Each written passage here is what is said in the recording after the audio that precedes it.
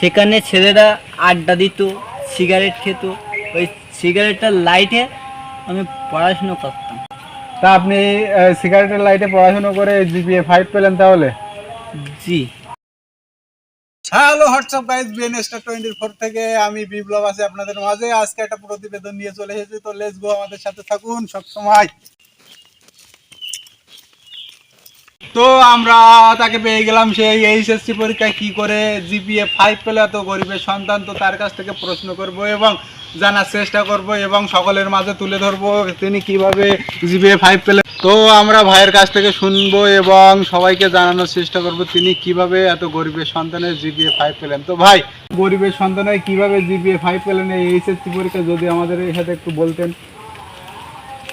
এই সুখের সময় এসে আপনি দুঃখের কথা শুনতে চাইলেন?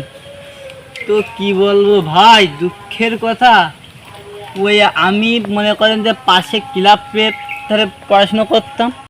সেখানে ছেলেরা আড্ডা দিত, সিগারেট খেত। ওই সিগারেটের লাইটে আমি পড়াশুনো করতাম।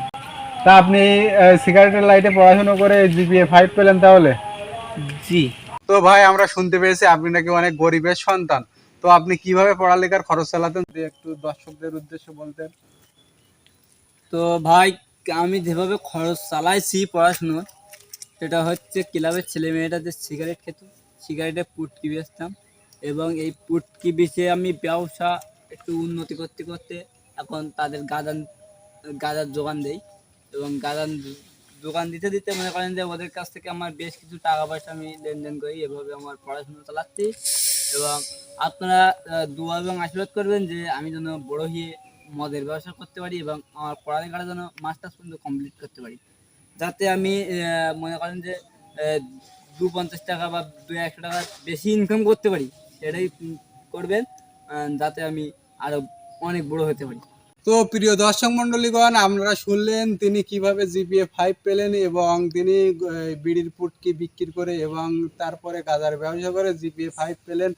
তো এরকম গরিবের সন্তান হয়ে এত দূর পড়ালেখা করাটা একটা টাপিক্যাল বিষয়, বা পড়ালেখায় এই এইচএসসি পরীক্ষা দিছে এবং তিনি অনেক সুন্দর স্টুডেন্ট, যার কারণে তিনি জিপিএ 5 পেয়েছেন। তো প্রিয় দর্শক মন্ডলী, আপনারা তার মুখ থেকেই শুনলেন তিনি এবার পরবর্তী ব্যবসা করে মাস্টার্স পাস করবে এবং আমরা সবাই তার জন্য দোয়া করব এবং সকলেই দোয়া করবেন যেন তিনি ব্যবসা করে মাস্টার্স পাস করতে পারে। তারপরে আবার তার মুখ থেকে শুনলাম তিনি নাকি ওকালতি পড়বে এবং বাংলাদেশের সকল মাফিয়াদের মুক্ত করে ছাড়বে তিনি ওকালতি পড়ার মাধ্যমে, এবং তিনি সব মাফিয়াদের পক্ষ নিয়ে কেস লড়বেন।